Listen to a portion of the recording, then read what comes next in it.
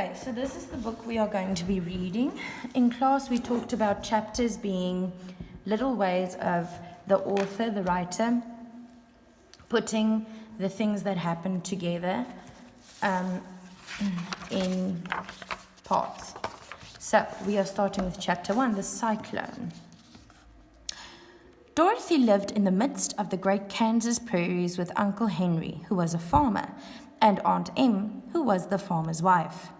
Their house was small, for the lumber to build it had to be carried by wagon many miles. There were 4 walls, a floor, and a roof, which made one room.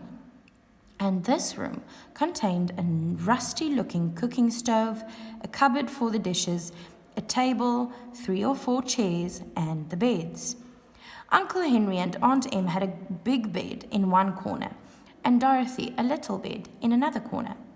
There was no garret at all, and no cellar, except a small hole dug in the ground, called a cyclone cellar, where the family could go in case one of those great whirlwinds arose, mighty enough to crush any building in its path. It was reached by a trapdoor in the middle of the floor, from which a ladder led down into the small, dark hole. When Dorothy stood in the doorway and looked around, she could see nothing but the great prairie on every side. Not a tree nor a house broke the broad sweep of flat country that reached the edge of the sky in all directions. The sun had baked the ploughed land into a grey mass, with little cracks running through it. Even the grass was not green, for the sun had burned the tops of the long blades until they were the same colour, to be seen everywhere. Once the house had been painted, but the sun blistered the paint and the rains washed it away, and now the house was as dull and grey as everything else. When Aunt Em came there to live, she was a young, pretty wife. The sun and wind had changed her too. They had taken the sparkle from her eyes and left them a sober grey. They had taken the red from her cheeks and lips, and they were grey also.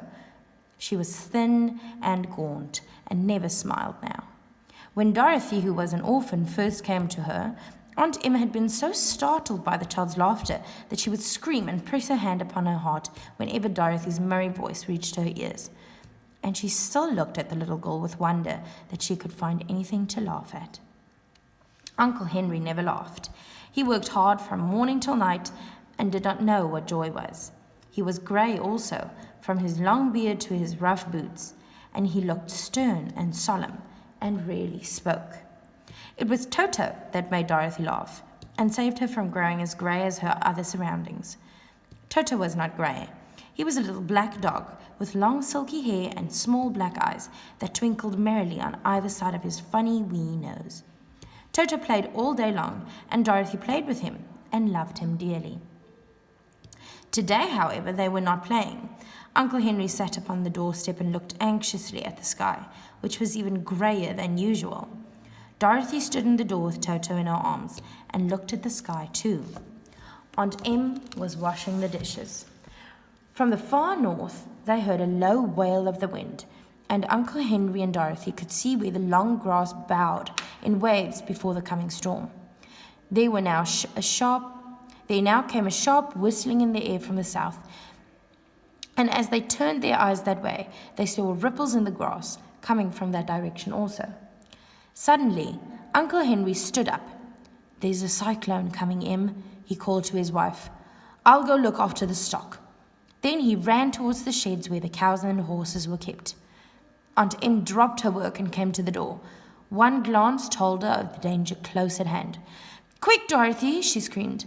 Run for the cellar." Toto jumped out of Dorothy's arms and hid under the bed, and the girls started to get him. Aunt Em, badly frightened, threw open the trapdoor in the floor and climbed down the ladder into the small dark hole.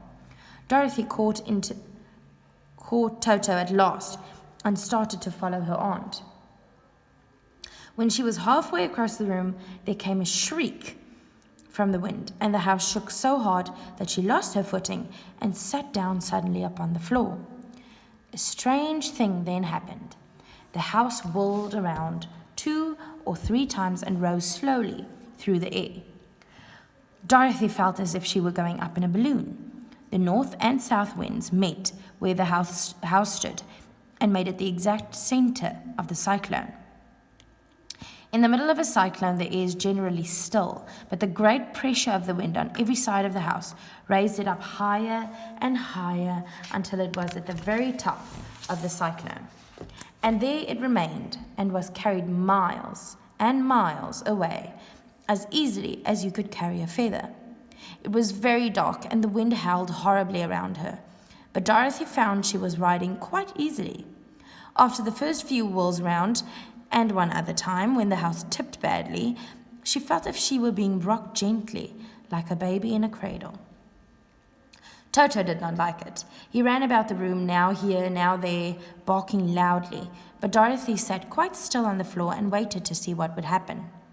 Once Toto got too near the open trapdoor and fell in, and at first the little girl thought she had lost him, but soon she saw one of his ears sticking up through the hole, for the strong pressure of the air was keeping him up so that he could not fall. She crept to the hole, caught Toto by the ear, and dragged him into the room again, afterwards closing the trapdoor so that no more accidents could happen. Hour after hour passed away, and slowly Dorothy got over her fright. But she felt quite lonely, and the wind shrieked so loudly all about her that she nearly became deaf. At first she had wondered if she would be dashed to pieces when the house fell again.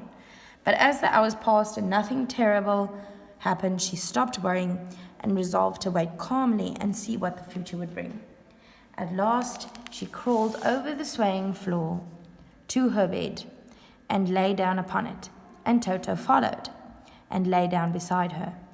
In spite of the swaying of the house and the wailing of the wind, Dorothy soon closed her eyes and fell fast asleep.